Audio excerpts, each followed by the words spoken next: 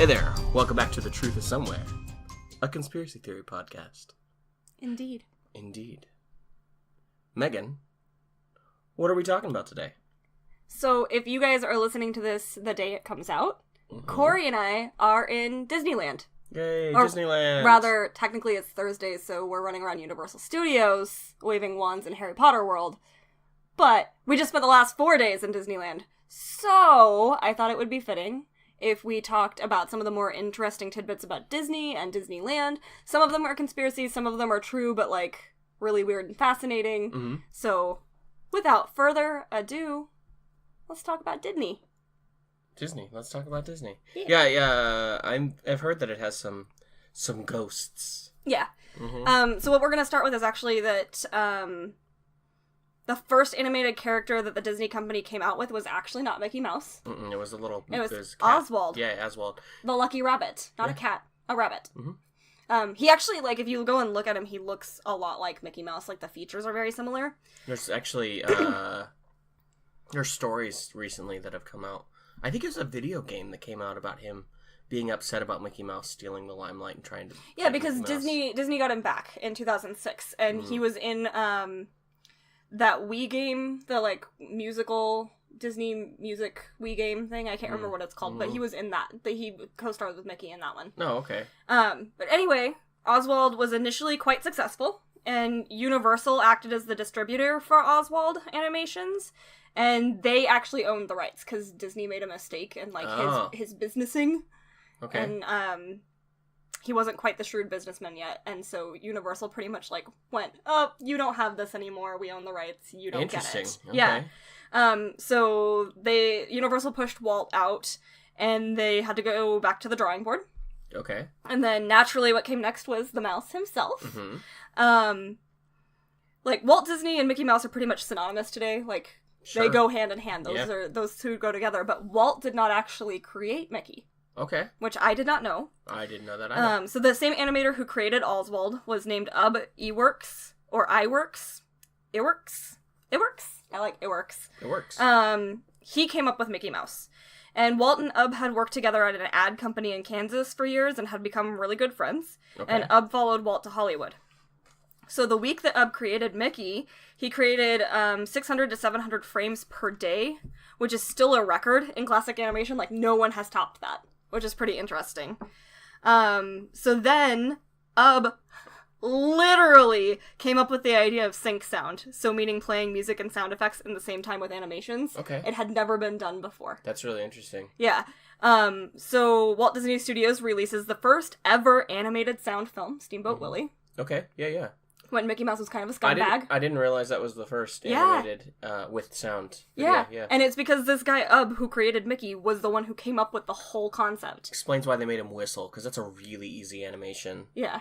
Yeah, it's a lot easier than talking. I think, if I remember right, there's some talking in it, but probably not a whole lot. Yeah, I think most of the talking is maybe Minnie Mouse. It might not even be talking there, it might just be, like, grunts and, like... Yeah, it's been a long time since I've seen it. Yeah, it has for me, too. I should have watched it before we did this, but oh well. So Walt Disney Studios basically becomes an overnight success. Mm-hmm. And Ub ended up leaving the company because he felt that he didn't get enough credit for creating Mickey. Oh. So I guess there was a party, and everybody was like, Walt, draw Mickey, draw Mickey, draw Mickey! And Walt was like, here's a pencil, and he just gave it to Ub at this party, and everybody was like, Walt, Walt, Walt, Walt, Walt! And Ub was like, you motherfucker, Mickey's mine. And so he left. Oh. Well, that was stupid. So he goes on to create his own animation studio, Mm-hmm. which ended up being shut down by the Hays Commission for being too obscene. That was the, what did the TV ratings at that time. Uh-huh. You can actually find some of his works on YouTube, and I highly suggest you guys go look at it, because the guy was a genius. Mm-hmm. And, like, it's very cool classic animation style, and it's a lot of fun to go look at, especially when, like, you consider what's obscene versus what would be obscene now. It's just very interesting, so I do recommend that. What would they be looking for? Just type in Ub, it's UB, and then Iwerks, Iwerks animation. It works. It works. So his animation studio was shut down, and Walt offered his old pal a job Oh, well, Good that's guy, nice. Walt. Yeah. So Ub took a job but refused to work in animation ever again because he basically didn't want to deal with, like, everybody being like, oh, Walt and Mickey.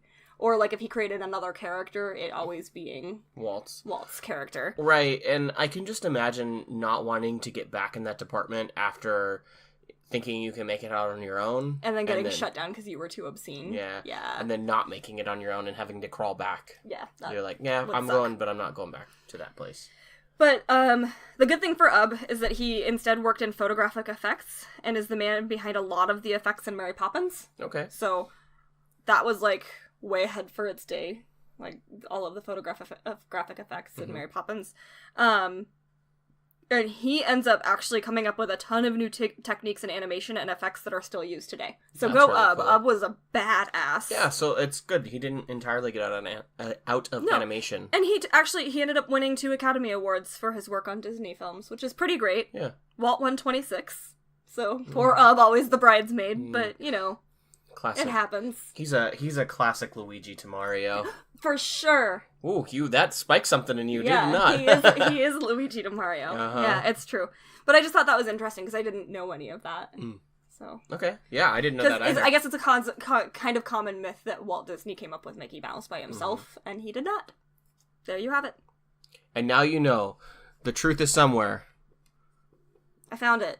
Here it is. All right, guys. Thanks for listening. Short one for you this week. No, I'm just kidding. No. Okay. Now we're going to talk about a conspiracy. And one of the biggest conspiracies surrounding Walt Disney is that his body is cryogenically frozen. I've heard this. Somewhere I've also on heard the just grounds his of head. Disneyland. Yes, also just his head. So either his whole body or his head. And most people seem to think that he lives in Sleeping Beauty's castle. Oh, now, okay. He's cryogenically frozen. I would be willing to bet that if he is cryogenically frozen, it's probably not on the property. I don't know. He loved Disneyland. That was his whole life. Yeah, but, I mean, I guess unless you've got, like, I don't know, biologists and maybe technicians of some. I guess at this point you probably just need technicians. People just to keep the place, putting in new freezer units and things like that. I guess you could hire people for that, but that just seems like... When you have Disney money? Sure, and you could keep people quiet, but you can only keep people quiet for so long yeah, before it's true. someone comes out. I mean, sure, they might sound like... People might think they're a quack, but I mean, is there any case of someone coming out saying, I found the Walt Disney refrigerators? So basically what it is that people say that Walt was really, really interested, like he had a fascination with cryogenic freezing. And he had apparently said that he really wanted that so that he could be brought back when we figured that technology out. Sure. But he died of lung cancer in 1966. Okay. And there was no public funeral. Oh. So basically, because it was kept so private, people were like, oh, what's going on? It's private. Yeah. But his family just wanted to, like, keep it to themselves. Are people allowed to have private funerals for their families, right? So, but Walt was apparently cremated, and his daughter says there's absolutely no truth to him being frozen. Of course she'd say but, that. maybe that's just what they want us to think. Maybe she doesn't even know. Maybe she has a pile full of not ashes. Or maybe... depressing. Maybe, Walt was like, if you can bring me back, make sure that you bring me back after my daughter has passed away. Oh. Maybe X amount of generations bring me back. Like, don't bring me back right away if you find out a cure right away. Bring me back in, like, give it 100 years. Okay. And then bring me back. I know. Maybe. If you could do that, would you would you freeze yourself and come back in 100 years? I don't think so. No? No. What if? Things would change too much. It would be a total shock. Well, of course it'd be a total shock, but that doesn't mean you couldn't adjust to it. Well, yeah. Especially because you're a little bit prepared for it. Sure. And you gotta think this is a world that's probably really good at easing people into things at that point. Maybe not, though. Yeah, if, like, this technology actually exists. Right. Sure. I mean, everything's just gonna do it for you. Really, the only thing you're gonna have to do is nothing.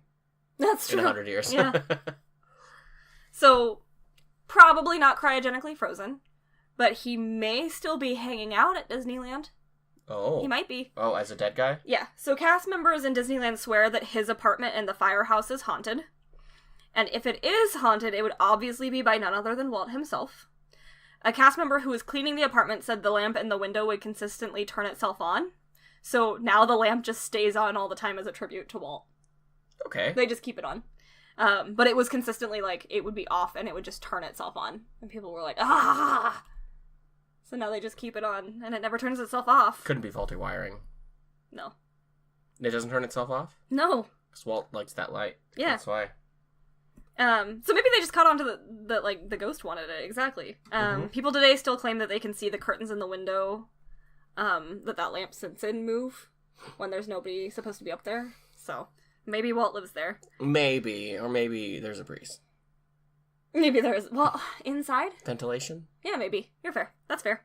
There might also be other dead people in the park.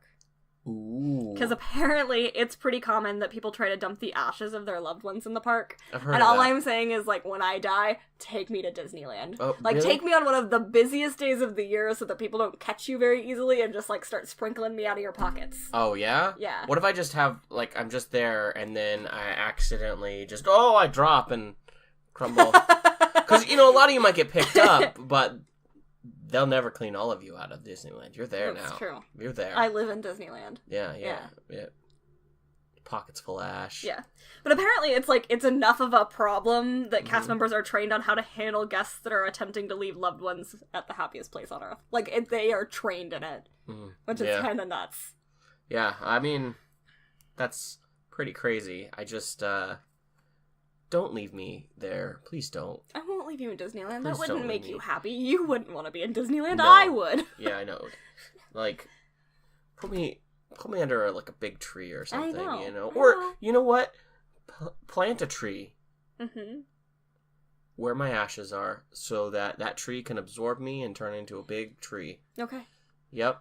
Mm-hmm. And get cut down later And be and paper. turn into somebody's butt wipe. Oh, yeah. That's nice. I'd rather be at Disneyland. Speaking of Disneyland, there's a private club there. It's called Club 33. Okay. Disney died 5 months before the completion of the club, and 47 of the park's main investors were consulted on whether to finish the club or not, and 33 of them voted to continue on with Walt's dream of a private and elite club. Why it's called 33, right? Yeah. Some people claim this is how the club came to be called 33. Others think that it had to do with the fact that if you turn a 3 on its side, it looks like mouse ears. Okay, Yeah. I could see that. And why not Club 3? Because 2 3s equate Mickey and Minnie Mouse. Oh, okay, sure. 2 mice. Well, I mean, 2 we're talking. 3s. Okay. 2 mice. You're right. But that's not interesting. No. So apparently Walt Disney was also a Freemason. Uh-huh. Boy, they come up a lot, don't they? Oh, man, and I'm like 99% positive that 66 Oh, that's right. We did or have that 666 conversation. is divisible by 33. Well, but the other thing was that apparently there's a 33rd degree in Freemasonry, Okay. and it's the highest degree you can attain, and Walt Disney was one. Oh, he was So maybe a Club 33. So some people think that, like, Club 33 was actually supposed to be, like, a meeting place for Masons, like, Okay. high-powered Masons. Yeah, Illuminati. Illuminati confirmed. I didn't confirm it. I just said Illuminati. You confirmed it. They know you know. And according to people who have been inside the exclusive club, there are symbols of the Freemasons everywhere. Okay. So That take would that make for what sense. you would. How do you get in? But if you want to see for yourself, you'll have to pay a $25,000 initiation fee plus annual dues of $10,000 and wait out the 15-year wait list. Wow, so people have paid that? And Yeah, are apparently sitting Tom Hanks hangs out at Club 33. Oh. Yeah. And he waited 15 years to get in there. Well, I don't know if he waited 15 years. I know that the current wait list is 15 years. Okay. But the initiation fee is $25,000 and the annual dues are 10. Okay. And it's at Disneyland, huh? And it's at Disneyland. You think one day? We could actually see it. We'll see it when we go. Oh, okay. Yeah. Okay. We'll find a way to sneak in there. I don't think so. Wait, you're not a regular Please here. don't get me thrown out of Disneyland. Hey. I will be so devastated. Hey, you know what? If I have to, I'll punch Goofy. We have had this conversation. Just so you all know, we have had this conversation about him punching Goofy so many times about this trip to Disneyland. It's not even funny. Hey, if he gets up in my business, Nobody will be punching Goofy. We're moving on. if he gets up in your business, We're moving on. I'm coming for you, Goofy. Shut up. Interesting tidbit. Walt was apparently quite attached to the number 13, which I think is great because I'm quite attached to the number 13. You guys were soulmates. We're soulmates. Maybe you were Walt Disney in a past life. Maybe.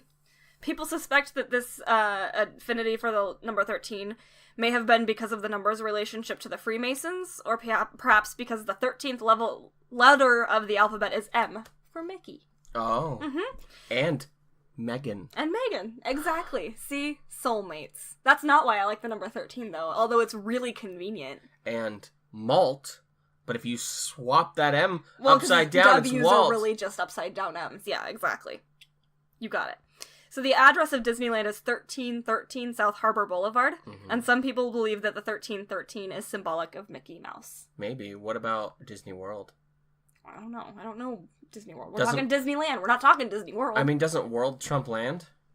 No, Disneyland came first. Disneyland's the OG. Yeah, but, I mean, just because it's OG doesn't mean that it's not, like...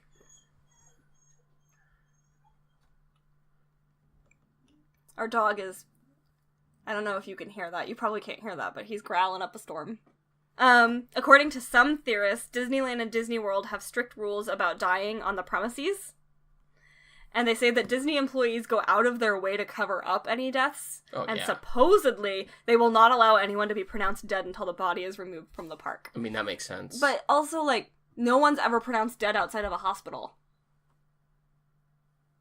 Like, unless they were murdered. Yeah, unless their head was cut off or something like that. Like, yeah. Usually they are transported to a hospital to be pronounced dead by a doctor. Unless the coroner comes because they were murdered. Have you looked up the number of deaths in Disneyland? I have not. Oh, well, I did not do that. But I just thought that was really interesting that, like, they try... It makes so much sense, though. They're like, we don't want people to know that people die. Like, there was definitely... people don't die. There was some guy that died on the Matterhorn, a kid, that stood up while riding the Matterhorn, and he got dead. He got dead? What does that mean? I don't know if he was decapitated or not, but he hit his head. Oh, pretty hard. He died. How'd he stand up? I don't think that they had the, like, secure lap bars back then. Oh, man, someone lost their job. I don't know that somebody lost their job. Oh, okay. Maybe I think not. that they probably just redesigned safety configurations. Because the park opened in 1955. That's true. So... oh, this one's true. Disney created its own special shades of gray and green. And they are called Go Away Green and No-See-Um Gray. No-See-Um Gray. Oh, yeah? And they are used to paint things that the company doesn't want guests to notice. Okay. So you'll find fences, walls, and utility buildings painted in these colors. And if you pay close enough attention, the door to Club 33 is painted No-See-Um Gray so that you don't notice it. Interesting. Yeah. Is it just, like, kind of hidden? The door? No, it's like right on the outside of a building. Oh. They even have they have a teal 33 outside of it, so most people see the sign before they even notice the door. Wow. Yeah. Okay. I mean, that's a pretty common tactic to use gray like that. Yeah. Military does it all the time. But they specifically designed these colors themselves. Mm-hmm. They're proprietary colors to Disneyland. Interesting. They copyright those colors? Probably. Disney copyrights everything. Supposedly, the animatronic dolls in It's a Small World have the nasty habit of coming to life even after they've been unplugged. Uh-huh. That's a whole lot of nope. Yeah. Nope. Uh-huh. Nope. Have you seen the animatronic work they're doing for the new Beauty and the Beast ride that they're doing? No. It's creepy because it looks a lot like the animation. Oh. Like it actually does. That's scary. Yeah. But, a 3D animatronic. Interesting. Yeah. There's also a rumor that a man who was invited to preview the Haunted Mansion ride died of a heart attack because the ride scared him so badly. Okay. I can see that happening. The rumor says that Disney ordered the ride to be toned down, and the ride was supposed to open in 1963 but didn't open until 1969. Some say it's because of the retooling of the ride thanks to the death of the man, but there's no proof of this, and it's more likely that Disney was working on the World's Fair in 1964 and too busy to approve the Haunted Mansion, and then he died unexpectedly in 1966. Sure. But I do like the idea that some guy was so scared by the Haunted Mansion that he died. I just really have a hard time believing that Disney would come out with anything like that. I mean, Disney owns everything.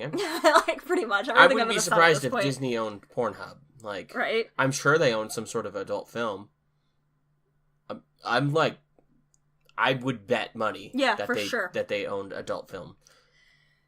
But I think, well, because they started out, I think, more as a more adult-oriented company. Because even, like, the animation... adult. Like, because if you go back and watch Steamboat Willie, it's, like, kind of icky. Yeah, well, like I was saying, cartoons didn't start out as something aimed at children. Right. So, it wasn't, like, Flintstones wasn't aimed for children. Flintstones was aimed to be a animated sitcom. I mean, watch it. It's a sitcom. Sure. It's just got a little bit more slapstick in it because it's animated. And they can do that, right? That makes sense. Yeah. But my point was, I don't think that they would have put something out in Disneyland. That was that scary. Yeah. Or would they? Because apparently the skeletons on the Pirates of the Caribbean ride started out real. Like, they tried to do plastic skeletons, and they just didn't look skeleton enough. Like, so they went to UCLA and got skeletons. That's awesome. Most of them have been replaced now with plastic skeletons, because now, like, plastic has come a long way. But, apparently, the skull and crossbones seen on the headboard of a bed on the ride are still the real deal. That's cool. Yeah. That's cool. On the head of the ride, you said? On the head, there's a headboard on a bed. Like, as you're, because it's a water ride. Okay, yeah. And as you're floating by, there's this skeleton hanging out on a bed, and apparently the skull and the crossbones behind him on the bed are the real deal. That's awesome. Real bones. That's pretty cool. That's pretty badass. I thought so. Yeah. And then the last little tidbit for you is that Disneyland practices mind control through your nose. Oh, that makes sense. Memory and whatnot is written really easily through your sense of smell. Yeah, so this is definitely partially true. I wouldn't go so far as to call it mind control, but they create the full shebang experience. So, one of the Imagineers, when they were developing Disneyland, that's what they called everybody who worked on everything. Oh, yeah. Give them a fancy name. Bob McCarthy invented a device called the Smellitizer, and it delivers curated scents to different sections of the park. Okay. So on Main Street, you'll get the smell of baking cookies, even if no one is baking cookies, because they want you to be like, welcome home. Sure. If you visit the Candy Palace, you'll smell candy. And different seasons will have you smelling different seasonal goodies throughout the park. So, like, yesterday, we were probably walking around smelling peppermint candy canes, because it's Christmas time. Yeah. It's really smart, because if you think about it, you're going to smell that, and you're going to then smell peppermint candy canes, and think about Disneyland. And then you're going to go, I want to go spend more money at Disneyland. It's true. Please take $1,000 more from me. It's really cool, though, because, like, if we went in autumn, we'd smell pumpkin spice. I mean, it is cool, but it is a little bit manipulative. But the other really cool thing is they make the Haunted Mansion smell musty on purpose. Cool. I think that's just really cool. Like, they create the whole experience from start to finish. I think that's fucking awesome. Doesn't smell like that, that shitty fake smoke. No. Yeah. No. You always hear, you go into a haunted house and then you get that nasty smelling, like fog machine smoke. For just sure. doesn't smell good. Yeah. No, it smells musty, like it's an old mansion. Well, Isn't that pretty fucking cool? That is pretty cool. Another tidbit about the Haunted Mansion that I didn't write down, but I just thought about that I was reading. There's apparently, we'll have to look when we get there, but apparently there's a section of glass where there's like a bullet hole in it, and they just, because the window is so huge, and they would have to remove the roof of the building in order to replace the window, they just put a cobweb over it. Oh. I wonder if that's true. Yeah, I don't know if it's true or not, so we'll have to look when we get there. But that was a little tidbit that I read when I was reading for all of this. So there you have it. We're running around like crazy people right now, having the time of our lives, or at least I am, and he's just happy watching me have the time of my life in Disneyland. I'm having a good time. Let's see. What do you guys need to know? You can find us on Facebook, Twitter, and Instagram at TTIS Podcast. True. If you have questions, comments, concerns, recommendations, you just want to say hi, you can do that at thetruthissomewherepodcast@gmail.com. If you like what we're doing, you can jump over on iTunes and leave us a review. Positive reviews really help out on the business end, helps other people find us. We like to grow. We're growing every day. Yeah. And if you really like what we're doing, you can jump over to Patreon and see what we have to offer over there. Give us a donation, if you please. If you don't, we still love you, so don't worry about it. If you want to talk to us, we have a Facebook group. Yeah, we have a closed Facebook group. It's TTIS Podcast Group on Facebook. Just go ahead and search it. There's a couple questions that are really easy to answer to just make sure you're not a robot. And you get to talk to me, you get to talk to Corey, you get to talk to other people who listen to the podcast. It's true. It's fun stuff. Yeah. I think... Oh, if you want to read the show notes, thetruthisomewhere.com. And if you want merch, because it's that time of year... thetruthisomewhere.threadless.com. You know there's someone special in your life that needs a Truth is Somewhere t-shirt. Yeah, maybe Bigfoot related or Roanoke related. Something out there. Go check it out. Yeah. That's it. The Truth is Somewhere, you guys. Keep looking. Bye.